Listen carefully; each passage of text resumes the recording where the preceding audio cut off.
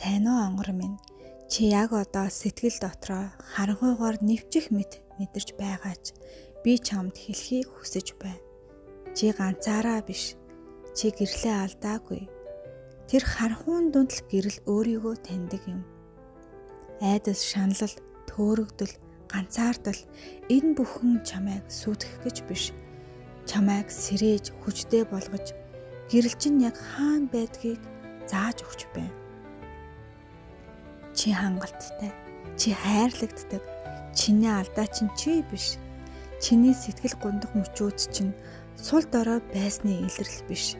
Харин ч туулж яваа зоригийн чинь гэрч юм. Хизээ нэгэн цагт чи эргэж хараад ингэж хэлнэ.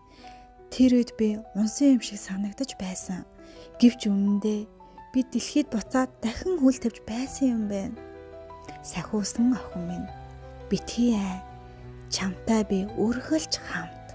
Дотор чинь байгаа зөөлөн, гимгүй, итгэхийг хүсэн тэр л охин хизээч чамайг орхиогүй.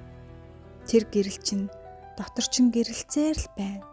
Сүүдэр дундах гэрэл хизээч үгүй болдоггүй юм. Тэр зүгээр л чамайг өөрийгөө олоосаа гэж чимээгүйхэн хүлээдэг юм.